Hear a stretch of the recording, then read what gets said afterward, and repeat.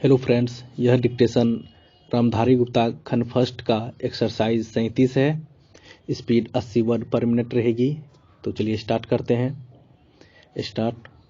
उपाध्यक्ष महोदय, बजट पर जो चर्चा चल रही है उसमें भाग लेते हुए मैं भी अपने विचार सदन के सामने प्रस्तुत रखना चाहता हूँ।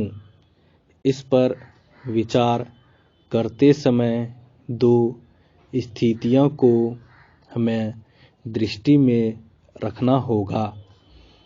एक दृष्टि यह है कि किस स्थिति से हमारा देश गुजर रहा है, उसमें हमें क्या करना है, और दूसरी दृष्टि यह है कि भविष्य में देश को किस दिशा में ले जाना चाहते हैं। जब तक इन दोनों दृष्टिकोणों को सामने रखते हुए इस बजट को नहीं जांचेंगे, तब तक हम यह निर्णय नहीं कर पाएंगे कि यह जो बजट हमारे सामने रखा गया है वह देश की दृष्टि से उचित बजट है या नहीं। जब मैं इस समय की स्थिति को देखता हूँ तो मेरे सामने देश की संकटकालीन स्थिति आ जाती है। किस तरह से चीन और पाकिस्तान की तरफ से हमको खतरा है, किस तरह से वे देश पर हमला करना चाहते हैं और किस तरह से हमारी आपसी एकता को मिटाकर हमको लड़ाकर देश में देशद्रोह फैलाना चाहते हैं।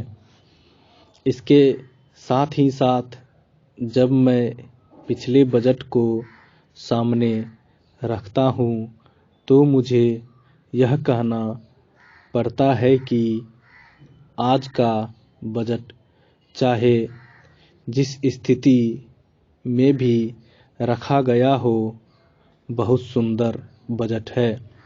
एक ईमानदार कोशिश हमारे वित्त मंत्री महोदय ने इस बजट को तैयार करते समय की है, लेकिन एक राजनीतिज्ञ की दृष्टि से जब मैं देश के भविष्य की ओर देखता हूँ तो मुझे यह कहने में कोई संकोच नहीं होता है कि कोई विशेष समाधान इस बजट से नहीं निकला।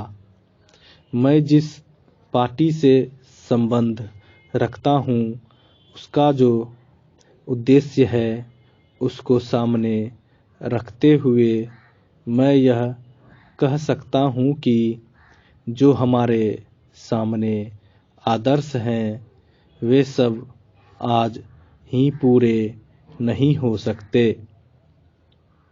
हमारे वित्त मंत्री या हमारी सरकार आज ही सब कुछ नहीं कर सकती या स्वर्ग लाकर हमारे सामने खड़ा नहीं कर सकती, लेकिन फिर भी यह मैं अवश्य देखना चाहता हूँ कि हमारा देश आगे बढ़ रहा है या नहीं।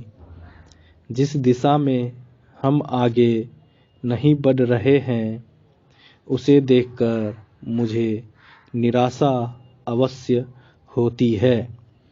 जो प्रस्ताव कांग्रेस अधिवेशन में पास हुआ उसके मूलभूत विचार मैं आपके सामने रखना चाहता हूँ। वहाँ हमने यह निश्चय किया था कि वर्तमान पंचवर्षीय योजना खत्म होने तक देश की जनता की जरूरत की चीजें पूरी कर दी जाएंगी। स्टॉप।